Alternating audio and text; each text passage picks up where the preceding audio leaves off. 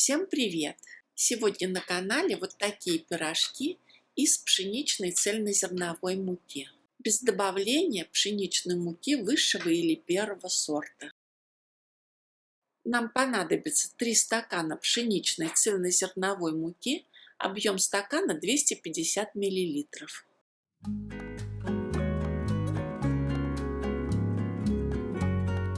К муке добавляем 5 грамм сухих дрожжей, 1 чайную ложку соли. Все хорошо перемешиваем, делаем в муке лунку, выливаем в лунку 1 стакан теплого молока, выкладываем 1 яйцо, добавляем 5 столовых ложек растительного масла. Сначала смесь перемешиваем с помощью лопатки. Перемешиваем до тех пор, пока мука практически не вберет в себя всю жидкость.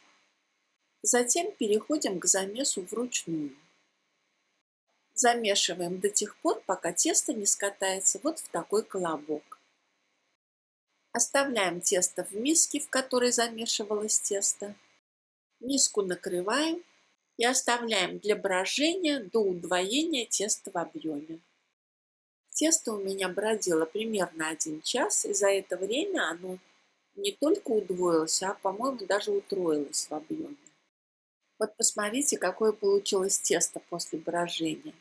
Пышное, все пористое. Рабочую поверхность смазываем небольшим количеством растительного масла.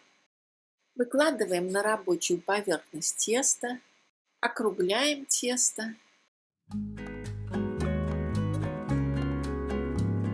И далее будем делить тесто на 12 равных кусочков. Сначала я делаю разметку на тесте. И по разметкам нарезаем тесто на 12 равных кусочков.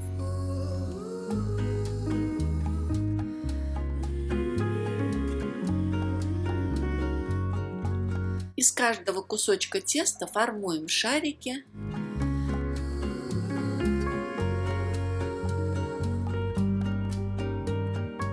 У нас получилось 12 вот таких шариков. Каждый шарик еще раз подкатываем, чтобы он стал более плотным, более круглым, более гладким.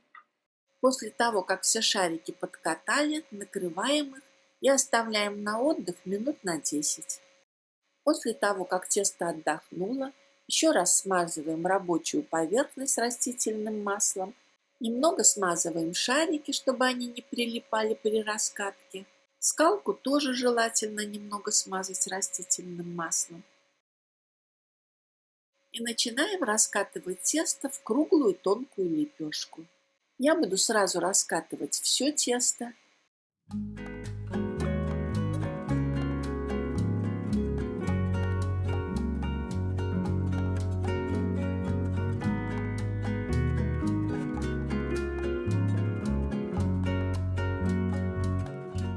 Начинка у пирожков может быть абсолютно любая. Рыбная, мясная, грибная, лук с яйцом, капуста, картофель. В общем, какую хотите. Я сегодня приготовила начинку из куриной печени, обжаренную с луком в небольшом количестве растительного масла. И далее всю начинку буду выкладывать в центр каждой лепешки по 1 столовой ложке. Пирожки я буду делать в форме лодочки. Стягиваю тесто посередине, хорошо защипываю и от кончиков, защипывая, поднимаюсь к середине. С одной стороны и затем с другой стороны. Беру за кончики, поднимаю их вверх и опять все хорошо защипываю. Получившийся гребешок опускаю на бок и придавливаю его. Переворачиваю заготовку швом вниз. Немножко ее обминаю. Вот такая получается заготовка нашего будущего пирожка в форме лодочки. Продолжаю пирожки формовать дальше. Не обязательно делать так, как я.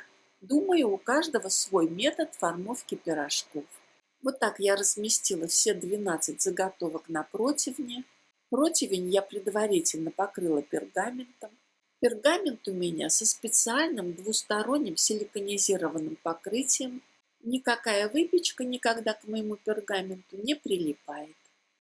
Заготовки накрываю и оставляю для расстойки минут на 15. Тесто подходит очень быстро. Видно, что заготовки увеличились в объеме. Пирожки уже готовы к выпечке, но я перед выпечкой всегда их смазываю либо белком, разбавленным с небольшим количеством воды, либо желтком, тоже разбавленным с небольшим количеством воды. Самое время уже разогревать духовку до 180 градусов по Цельсию. После того, как я смажу все пирожки, я обязательно дам смазке подсохнуть. В противном случае желток сразу начнет зажариваться при посадке пирожков в духовку, и цвет у выпечки может получиться некрасивый, неаппетитный, матовый вместо глянца. Отправляю пирожки в духовку на 30 минут. И буду выпекать пирожки до золотистого цвета.